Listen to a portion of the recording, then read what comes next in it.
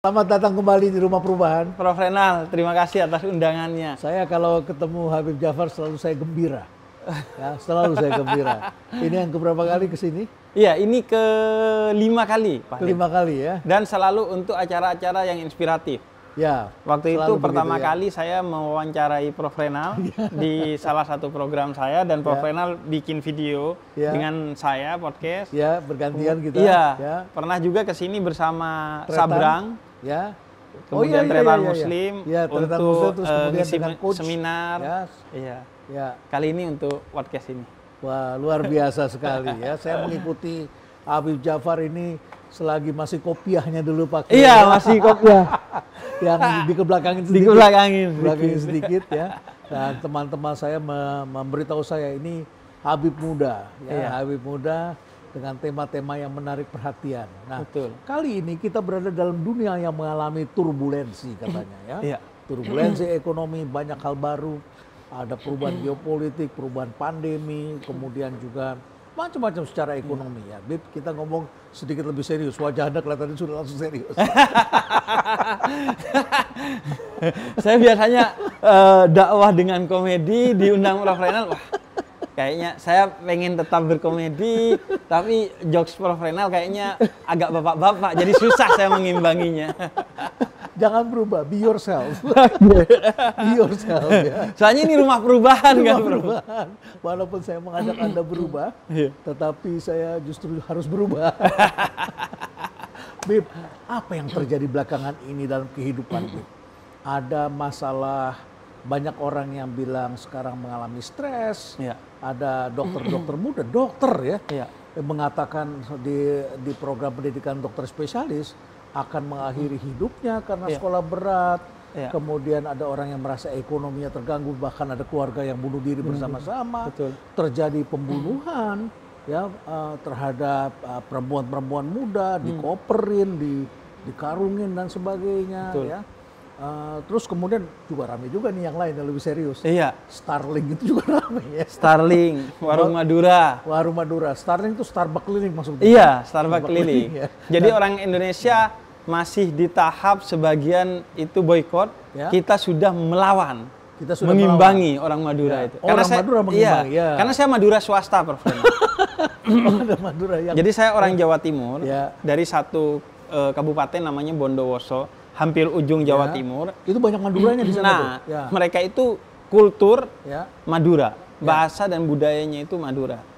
Yang Jawa itu biasanya dua kelompok.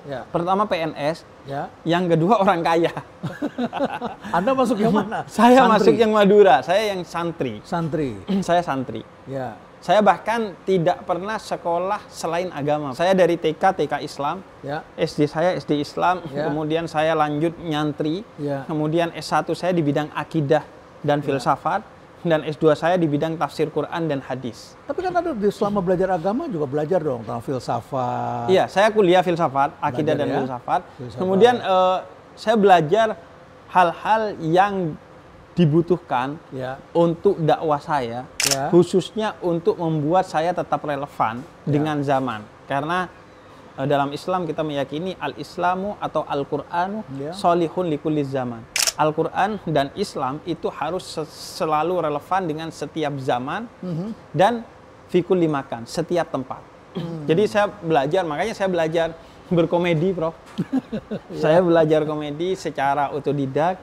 Kemudian saya juga belajar public speaking, sehingga kemudian itu saya gunakan untuk menunjang bukan kontennya, tapi delivery dakwahnya. Agar bisa lebih diterima oleh banyak kalangan. Karena ada satu disertasi dari Prof. Ismail Fajri Alatas. Ini kita mulai serius nih, bicara disertasi. Sama profesor kita ngutipnya profesor juga kita. Gantian, Anda lebih serius. Silakan. Jadi ada satu riset yang menyebutkan bahwa seorang tokoh agama itu bukan hanya harus pandai secara tekstual, tapi juga cakap secara kontekstual, agar dia bisa mengelola dalam tanda petik umat secara baik. Jadi mereka harus tetap kontekstual. Komedi misalnya, kenapa saya belajar komedi? Karena saya membutuhkan komedi sebagai bahasa yang paling universal. Tidak semua orang mengerti filsafat, tidak semua orang mengerti bahasa politik, tapi semua orang tahu cara tertawa. Dan betul. Komedi adalah bahasa bagi semua orang. Yang salah satu kekuatannya adalah dia selain bisa menjangkau semua orang, dia juga bisa mengkritik tanpa menyakiti siapa saja yang mau dikritik.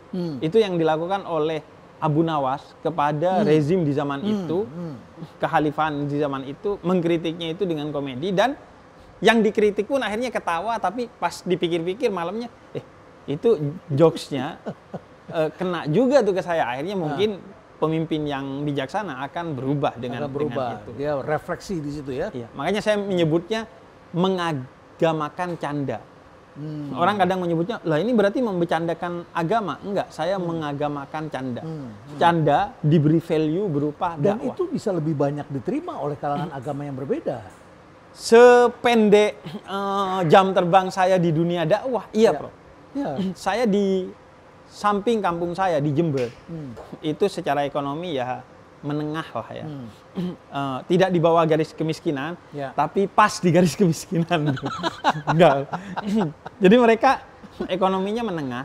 Kemudian sekitar 4 atau 3 tahun yang lalu, saya pernah bikin show dakwah di sana. Di satu hall terbesar di sana. Dan melibatkan komedian, dan saya terbesar juga itu ada 1.000 orang, 10.000 orang, 3.000 orang. 3.000 orang, 3.000 besar. Orang. Untuk sebuah kota seperti itu. Iya.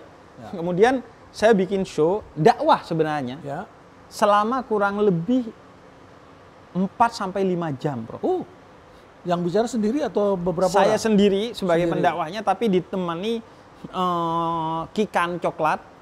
Untuk musik, kemudian ditemani beberapa komedian, diantaranya Muslim, Coki, kemudian Uus dan lain sebagainya. Nah, ini papan atas semua. Papan atas semua. Dan itu, Prof, pakai tiket dengan harga yang tidak murah. Seingat saya antara 100 sampai 1 juta. Lumayan. Dan itu full. Luar biasa, mahal lah untuk level di sana. Sangat mahal. Bahkan mungkin tidak terjangkau, tapi itu full, 1.500 kursi. Wah, berarti kita bisa komersialkan di sini. Nah itu. Kemudian yang kedua, mereka stay 5 jam untuk mendengarkan dakwah. Dan juga yang hadir mayoritas, kalau saya tidak mau bilang semua, adalah anak muda. Enggak, anak muda. Anak muda. Termasuk non-muslim, banyak sekali. Maksud saya itu yang memburu takjil kemarin. Gitu. Non-muslim juga. Bedanya cuma non-muslim masuk, ketika keluar dia langsung login tuh. Karena ada boot login-nya. Apa maksudnya login mereka di situ? Jadi, enggak, saya punya program YouTube setiap YouTube bulan Ramadan itu login. Login itu dakwah toleransi. Agar bulan Ramadan tidak hanya diisi dengan tontonan-tontonan yang Islam, tapi tontonan-tontonan yang Islami. Islami itu artinya sifat. Sifat Islam itu rahmatan lil alamin. Kesempurnaannya bisa dirasakan oleh semua orang sebagai way of life. Itulah yang kita hadirkan, sehingga tontonan itu bernilai tuntunan bagi semua agama. Saya menghadirkan tokoh semua agama di Indonesia. Mau pendeta, Romo, Bante, siapapun kita hadirkan. Bahkan kalau ada yang penyembah kopi, kita hadirkan ke penyembah kopi itu. Sayangnya nggak ada. Bahkan saya pernah ngobrol dengan penyembah iblis, Prof. Satanik gitu. Bukannya Mongol ya? Mongol, betul. Wah, Prof mainnya jauh juga ya. Kalau yang lucu-lucu saya mungkin tahu sedikit lah. Gitu. Jadi itu menunjukkan bahwa komedi sebagai platform delivery terhadap satu pesan itu penting sekali. Dan yang paling saya sukai karena dengan begitu saya bukan hanya memberikan pesan, tapi juga meneteskan kesan. Meneteskan? Kesan. Itu yang terpenting. Karena pesan itu mungkin mudah dilupakan. Kadang kita dengar ceramah sekarang, pulang-pulang lupa. Tapi dengan kesan yang lucu, itu akan stay di kepala kita, syukur-syukur ke hati kita. Ini kalau menjelaskan kenapa perusahaan mendatangkan motivator, jawabannya adalah motivator itu hanya sesaat, tidak berkesan. Tetapi kalau dia punya self-disiplin, punya disiplin, itu akan melesat. Nah, itu jadi dia. yang kesan itu adalah kalau orang mempunyai sesuatu yang ada dalam jiwanya, kurang lebih begitu ya. Betul, dalam betul. Makanya saya jadi Habib Industri. Ya. Siapa tahu perusahaan butuh satu motivasi yang bisa berkesan. Oke. Nah ini penting sekali ini ya, karena masyarakat kita memang ada juga di dunia industri, ada kalangan terdidik di sana dan sebagainya. Ya. Dan soal tadi Prof ya, turbulensi. Saya mengamati kan turbulensi ini adalah suatu kondisi yang sangat membahayakan bagi satu keluarga, satu komunitas, satu kota, satu bangsa, bahkan satu dunia. Ya, sekarang ini zamannya disebut bani, brittle, rapuh. Oke, rapuh. Sehingga turbulent ini ya, karena ada perubahan iklim, ada perang, ada konflik, ada teknologi baru, ada robot, ada masalah mental. Banyak persoalan-persoalan baru yang masyarakat kadang-kadang kesulitan untuk memahami dan membandingkan di hidupnya dengan orang lain. Betul. Dan bahayanya begini, yang paling mendasar, ketika satu pesawat itu turbulensi, maka kebaikan bisa akan tampak seperti kejahatan. Kebaikan bisa akan tampak seperti kejahatan bagi yang menerimanya.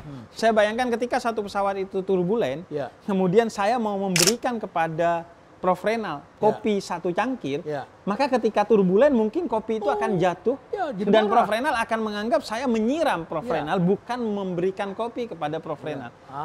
Pesan positif bisa jadi disalahpahami sehingga kemudian kita terlibat dalam konflik yang kata salah seorang penyair di Indonesia, seringkali kita terjebak dalam pertengkaran tanpa persoalan. Pertengkaran tanpa persoalan. Betul. Di situ iblis masuk sebetulnya. Di situ iblis masuk. Bahkan saya pernah baca satu berita, ada 2 orang di pom bensin, Prof, yang akhirnya bertengkar karena saling lihat-lihatan.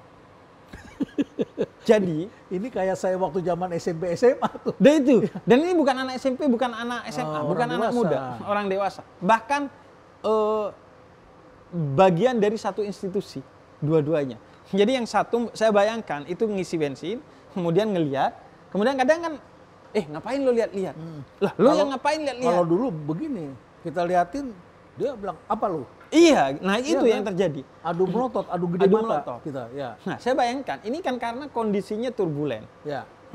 Jangan-jangan turbulensi ini suatu hari membawa kita pada keadaan di mana orang bertengkar karena bernafas. Ngapain lu bernafas? Lu yang ngapain? Kan gue duluan. Gue duluan. Akhirnya bertengkar karena ngapain lu nafas-nafas gitu kan. Dan itu menurut saya, Prof, bukan sesuatu yang mustahil. Saya membayangkan orang bertengkar karena lihat-lihatan itu kan dulunya mustahil. Sekarang jadi ada kasusnya. Orang bertengkar karena buburnya diaduk. Oleh orang yang buburnya tidak diaduk. Saya bahkan pernah dibilang Habib psikopat karena bubur saya itu diaduk, Prof. Sesuatu yang simple. Perbedaan dasar. Orang akhirnya menjadi pribadi yang tidak rasional karena dia marah kepada hal-hal yang bahkan dia belum konfirmasi. Itu real ya, sekarang banyak terjadi ya. Saya membayangkan itu seperti 2 orang tunarungu yang berbicara. Yang satu pegang pancing, mau mancing. Yang satu duduk. Mau kemana Pak? Mau mancing. Oh enggak, mau mancing nih. Oh saya kira mau mancing. Mereka berkomunikasi tapi tidak komunikatif. Di media sosial sering begitu. Sebetulnya tujuannya sama, jelas, tetapi menjadi tidak jelas. Atau memang dari awal berbeda, tapi seolah-olah sama. Misalnya orang berdebat tentang demokrasi, padahal keduanya berangkat dari definisi yang berbeda tentang demokrasi. Karena itu kan kalangan cendekiawan, orang-orang akademis mengawali papernya, risetnya itu dengan definisi etimologis maupun terminologis. Bib, di sini kopinya enak, kita ngopi dulu. Boleh. Mungkin espresso atau americano. Iya. Espresso terlalu strong banget. Terlalu strong. Saya yang moderat-moderat aja lah. Tapi ada gula. Ada gulanya? Iya. Manis berarti ya? Manis. Oke, saya minta yang kopi pahit. Hidup saya sudah terlalu manis. Kalau Habib ini hidupnya kurang gula ini. Kita belajar ikhlas dari gula, Bro. Jadi itu? Kalau terlalu manis kebanyakan gulanya. Kalau terlalu sedikit kurang gulanya. Kalau pas kopinya enak. Betul sekali itu. Ya, pas makanya kopinya, kalau ya. dalam Islam, Prof, Ya. ada banyak ulama baik Indonesia maupun luar yang menulis kitab atau buku yang berisi syair-syair pujian kepada kopi, Prof. Syair pujian pada kopi. Oh, kopi itu kan memang pertama kali dikenal dari Arab. Betul. Ketika kalau nggak salah domba dikasih makan daun kopi kalau nggak salah. Betul. Terus kemudian orang menyadari loh, kok dombanya nggak tidur? Barulah kemudian itu ditemukan bahwa kopi ini bisa memulihkan orang dari rasa ngantuk dan sebagainya. Betul. Karena kan kalau Timur Tengah itu rata-rata ngopi, kalau Asia Timur itu kan rata-rata ngeteh, Prof. Teh, betul. Iya. Ya. Nah, kopi itu banyak syair-syair. Misalnya kalau di Indonesia ada Syekh Ihsan Jampes dari Kediri yang menulis syair tentang kopi, dan Ibnu Hajar Al-Haytami salah seorang ulama itu merangkum intinya kopi, kata beliau, adalah minuman para kekasih Tuhan. Karena dengan kopi, cahaya Tuhan semakin mudah diterima oleh hati kita dan membuat suntuk menjadi hilang dari pikiran kita. Jadi melihat itu pujian kepada terang, kopi. Ya? Iya, karena mereka banyak mendapatkan inspirasi dari kopi itu sendiri. Jadi kopi adalah satu satu substance yang bisa membuat kita menjadi lebih fokus. Iya. Dan kemudian kita bisa memuji Tuhan dengan lebih fokus ya, lebih bahkan gitu ya. bisa belajar branding dari kopi kan, karena kita walaupun ngeteh bilangnya ngopi yuk, padahal yang diminum teh tuh. Iya kan? Ngopi. Iya kan? Kegiatan nongkrong itu kan sekarang disebutnya ngopi udah. Ngopi yuk gitu. Padahal dia meeting, padahal dia gibah gitu. Ngopi. Ngomongin orang ya. Iya, ngomongin orang tuh bukan ngopi, makan daging saudaranya sendiri. Ini juga ngopi ini sekarang banyak dilakukan oleh mereka yang stres. Makanya mereka bilang butuh healing. Betul. Ya, tapi kok healing setiap hari. Iya. Pusing akhirnya. Makanya healingnya ke kedai kopi. Oh, betul. Healingnya ngopi maksudnya. Iya. Dan sekarang kedai kopi itu ramai sekali, ada di mana-mana ya. Dan ini adalah sesuatu yang diinginkan, dibutuhkan oleh masyarakat. Dalam turbulensi, Habib juga melihat banyak sekali orang stres sekarang ini di mana-mana. Iya, jadi gini Bro, dulunya ngopi itu diharapkan oleh para filosof dari Madhab Frankfurt di Jerman itu untuk menjadi kegiatan guna menunjang kreativitas. Karena itu, kedai-kedai kopi itu diharapkan menjadi public space, ruang publik yang sehat untuk kita nongkrong sehingga kita mendapatkan pencerahan berupa inovasi, kreativitas, bahkan hal-hal yang sifatnya spiritualitas seperti dalam Islam. Tapi sekarang bahkan udah nggak gitu lagi. Itu udah terlalu ekspektatif tuh. Sekarang itu sekedar untuk healing, ngopi itu untuk menghilangkan pusing. Karena kita betul-betul berada dalam era yang tidak mudah kan ya Bro? Oh, sangat tidak mudah. Ya. Pertama, kita ada di era yang suksesi, perubahan. Ya.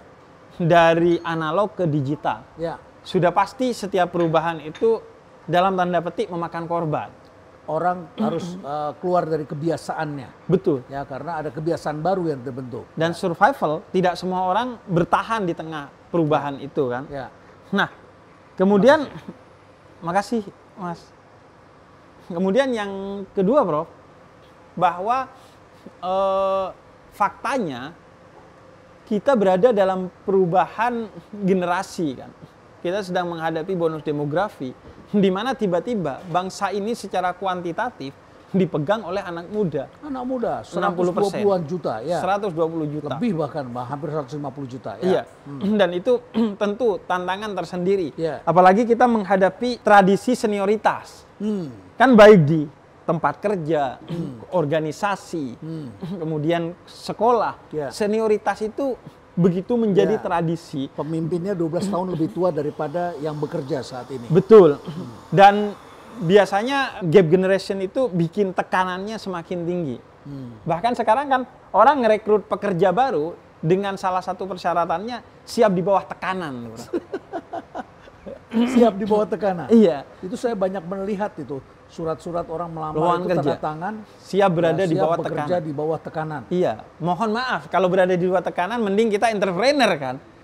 Kita bekerja ke orang karena kita mau santai.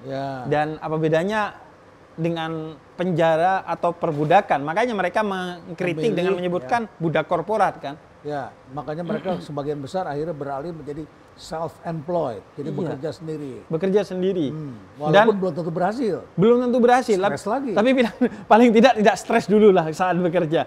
Nanti stresnya ditunda. Ya, karena mau sendiri stresnya lebih terkendali. Betul. Ya. Nah, karena itu, Prof, kemudian angka depresi kita, angka ketidaksehatan mental kita itu di 27 juta, di 10% dari penduduk kita. 10%. Dan itu mayoritas anak muda. Beberapa riset menyebutkan itu dan mayoritas tentu anak muda. Itu kemudian menjadi masalah di mana-mana.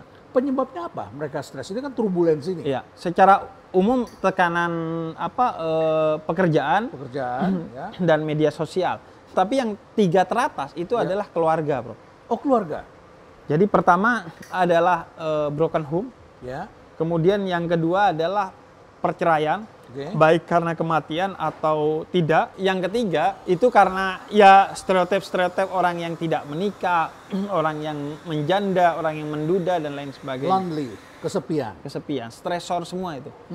Dan itu akhirnya tumpang tindih menjadi masalah di mana-mana, secara ekonomi, sosial, politik dan lain sebagainya. Sehingga ini harus menjadi kesadaran bersama. Karena ini kan penyakit yang tidak kelihatan secara kasat mata. Tidak kelihatan. Ya. Bahkan ini sakit yang seringkali di negative thinkingin, disuuzoni. Misalnya ada orang yang ketika naruh cangkir kopi dia harus presisi tuh. Ya. Itu masalah secara mental. Nah, orang karena nggak tahu bahwa ini masalah mental, orang lebay lo, apaan sih lo, nggak jelas sih lo. Gitu aja dipermasalahkan. Akhirnya jadi masalah. Sehingga kemudian kemana-mana bukan membaik. Nah, karena itu perlu kesadaran melihat ini pertama sebagai masalah. Oke. Kemudian perlu menghilangkan stereotip orang ke psikiater dan ke psikolog. Itu 2 hal yang berbeda. Iya, karena ke psikolog dan ke psikiater kan sering dibilang, oh itu dokternya orang gila. Ya. Kalau lu kesana berarti lu gila. Bahkan yang udah punya kesadaran untuk ke psikolog dan psikiater, nggak tahu harus kemana psikolog dan psikiaternya. Tahu harus kemana, nggak punya duit untuk bayar. Sehingga itu berjenjang dan negara harus hadir seharusnya di masalah ini. Siapa yang harus membawa orang-orang ini ke psikolog atau psikiater? Keluarganya atau yang bersangkutan sendiri? Sebenarnya paling tepat adalah yang bersangkutan. Karena yang pertama tahu adalah yang bersangkutan. Namun kan tingkat self diagnosis kita tinggi sekali. Oh, sekarang luar biasa. Self diagnosis dalam segala hal, khususnya terkait dengan agama. Bahkan dia sakit, dia cari di Google. Saya nggak bilang informasi di Google itu salah. Informasi itu tepat, informasi itu benar, tapi tidak tepat untuk kita. Masalahnya bukan itu sebenarnya. Dan juga ada yang memberi advice bahwa ini adalah dibuat oleh dunia baru. Iya. Dan kemudian akhirnya larinya ke teori konspirasi. Betul. Lucu-lucuan. Ya. Padahal kalau saya misalnya sebagai pendakwah Islam itu menjadikan salah satu dakwah saya, Prof. Saya berbicara di banyak forum tentang kesehatan mental. Ya. Bahkan saya punya rumah cahaya, rumah sehat mental, cahaya, rumah gratis. Mental. Karena kesehatan mental ini sedang menjadi masalah besar. Betul. Tapi berapa banyak Anda bisa menampung kalau lihat 27 juta orang? Betul. Saya rata-rata setiap bulan 36 orang. Wow. Jadi per tahun hanya 300 orang nih untuk berkolaborasi. Sekian. Betul. Karena kalau dalam Islam, rumah sakit jiwa pertama itu di Baghdad, itu milik kekhalifahan Islam di abad ke-7 Hijriah. Karena itu sebaiknya kita hadir. Melalui apa? Untuk konteks Indonesia, kita menjadikan agama, apapun agamanya, itu sebagai pendampingan bagi masalah mental bagi psikiater dan psikolog. Ya, Tuhan ada bersama orang-orang yang menderita. Dalam Islam kan Tuhan bersama orang-orang yang sakit. Bahkan di dalam Al-Quran dikatakan ingatlah Tuhan kalau kamu ingin menenangkan dirimu. Bahwa Tuhan menjagamu dengan penjagaan yang penuh cinta. Secara psikologis ada Viktor Frankl. Itu satu teori psikologi yang memberikan bagi agama ruang untuk menyelesaikan masalah mental. Dia adalah salah satu survival dari Nazi. Holocaust. Iya. Ya, Holocaust. Keluarganya habis semua. Keluarga. Cuman dia yang survive. Itu yang menyebabkan dia jadi psikolog. Ya, dia berdamai dengan hidupnya. Ya. Dia melihat apa yang menyebabkan orang itu bertahan dan tidak bertahan? Ternyata kuncinya adalah pada kebermaknaan hidup. Orang yang tidak menilai hidupnya bermakna atau tidak menemui makna hidupnya, maka dia akan mengakhiri hidupnya. Karena dia gak tahu di penjara sampai kapan dan apa sebabnya di saat itu kan, karena kekejaman Nazi. Nah akhirnya logoterapi itu memberi ruang bagi agama. Tapi syaratnya agamanya disampaikan oleh agamawan yang kompeten, yang bukan hanya mengetahui aspek-aspek ekstrinsik luaran dari agama, apalagi yang cuman bilangnya, wah neraka kamu, wah agama itu begini begitu dalam konteks yang mengerikan. Seakan-akan Tuhan itu adalah pencipta penderitaan, ya, pemarah, pencipta penderitaan, pendendam, seakan-akan seperti itu. Betul. Itu lumayan itu ada aliran itu cukup banyak. Betul. Tapi agama yang intrinsik, yang melihat Tuhan sebagai maha cinta, maha kasih, dan agama sebagai penuh cinta. Nah, di sanalah kemudian bagaimana agama masuk melalui agamawannya, dan berkolaborasi dengan psikolog atau psikiater. Jadi jangan juga agamawannya sok ngomongin psikologis atau psikiatris, karena dia bukan bidangnya di sana. Karena kalau tidak, Prof, riset selama 10 tahun di Columbia University itu menyebutkan agama itu bisa menjadi solusi bagi masalah mental, tapi juga bisa menjadi sebab bagi masalah mental. Menjadi sebab kalau agama dihadirkan dengan wajah yang mengerikan, malah jadi membuat penuh orang ketakutan. Ya, membuat orang menjadi lebih tertekan. Ya. Iya. Balik lagi tadi soal tadi orang-orang yang bekerja di bawah tekanan. Iya. Memang tidak boleh bekerja di bawah tekanan. Kalau ada satu penulis buku. Ya, sambil ngopi ya, Bib? Iya, kita sambil ngopi. Ya. Namanya Ali dan Uwaihan, Prof.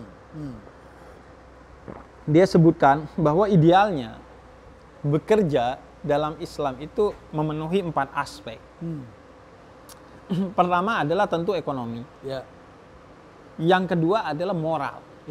Jadi kita tidak mati-matian untuk mencari sesuatu yang tidak dibawa mati. Jadi kita bekerja untuk ekonomi kita, tapi dibatasi oleh pagar-pagar moral dari agama, budaya, dan lain sebagainya. Kemudian yang ketiga itu adalah emosional, personal. Artinya jangan bekerja di tempat yang kamu tertekan, yang kamu sampai tidak mendapatkan work-life balance. Jangan bekerja di tempat yang kamu tertekan. Betul. Saya malah berpikir anak-anak saya di sini kurang tertekan ini, supaya mereka bisa bangkit begitu. Jadi salah ya, tidak boleh. Iya, makanya itu mereka beruntung dapat pekerjaan di sini. Saya sempat tanya, kamu tertekan nggak sama saya? Mereka bilang enggak. Enggak, karena mereka ngomong tertekannya di grup WhatsApp yang nggak ada Prof Renalnya biasanya. Di mana-mana begitu ya? Di mana-mana begitu. Mereka itu biasanya punya grup WhatsApp yang nggak ada bosnya. Ya. Dan nggak ada masalah, Prof.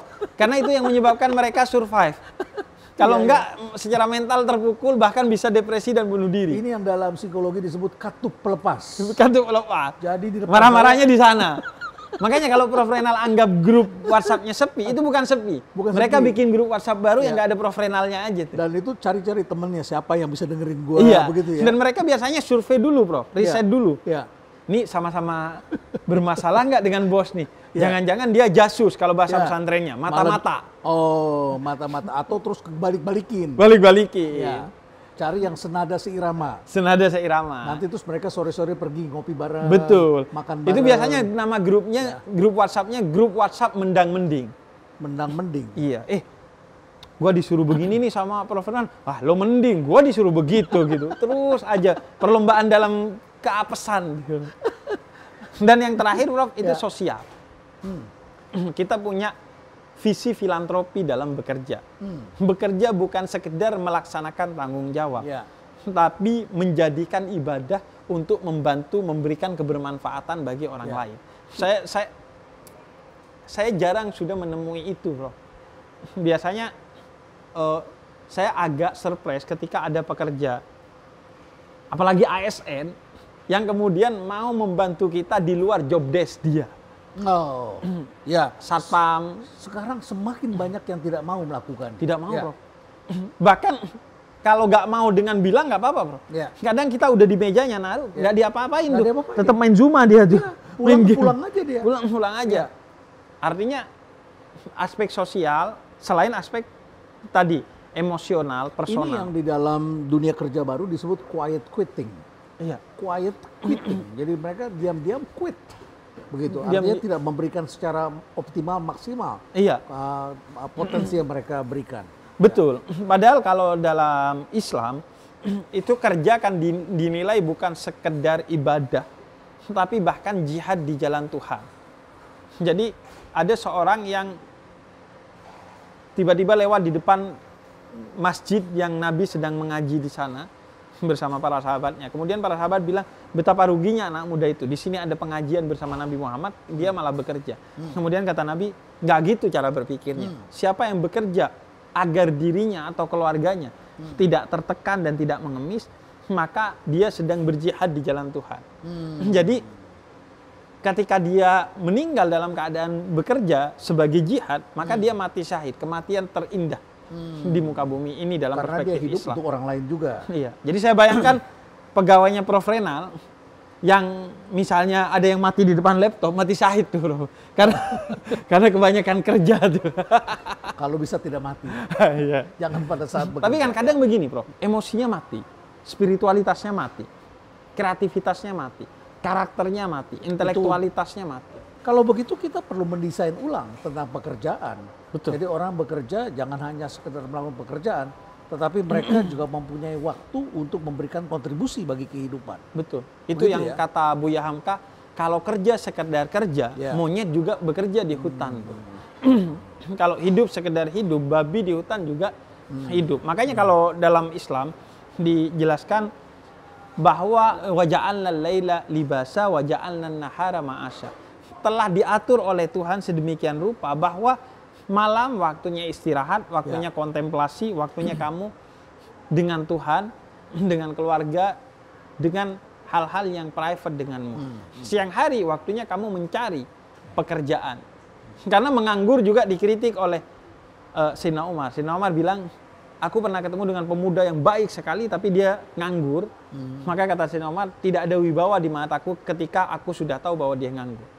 Bahkan Ibnu Mas'ud katakan, aku marah kepada orang yang menganggur. Menganggur di sini dalam arti dia tidak melakukan apa-apa ya. Tidak melakukan apa-apa. Memperbaiki kehidupan dan memperbaiki alam semesta ini. Betul. Memperbaiki segala sesuatu yang bisa diperbaiki oleh dia dan mampu dia perbaiki. Karena gini, ayah saya bilang begini, Prof. Jangan duduk di tempat duduk yang bukan tempat dudukmu walaupun itu kosong. Dan jangan mau digeser oleh siapapun tempat dudukmu kalau itu memang tempat dudukmu. Jadi kalau memang kita gak punya kompetensi, jangan di sana. Jangan ngomongin itu. Karena kan sekarang itu era hilangnya kepakaran. Orang tiba-tiba ngomongin sesuatu yang dia gak punya kompeten. Kita di media sosial dihadapkan kepada itu. Bagaimana seorang yang pakar di bidang agama dihabisi bahkan dengan kata-kata yang tidak sopan oleh orang yang tidak ngerti agama. Bahkan dilabeli ini dan itu oleh orang yang tidak ngerti agama. Sedangkan orang yang sudah kompeten diajak ngobrolin itu, bilangnya, gue udah bosan ngomongin itu. Makanya saya sering bilang, saya gak pernah bosan tuh ngomongin toleransi beragama, karena itu bidang saya. Saya menjadi aktivis toleransi antar umat beragama itu kurang lebih selama 15 tahun, Bro. Dari sejak saya menjadi penulis, saya nulis tentang itu. Ketika berada di situ kita nggak perlu tanya lagi nih Habib ini Muhammadiyah atau NU, udah nggak perlu lagi ya. Nggak perlu, betul. Dulu orang masih berdebat apakah sholat subuh itu pakai kunut nggak pakai kunut. Sekarang nggak usah karena sama-sama nggak sholat udah. Sama-sama berantakan nih dua orang ini.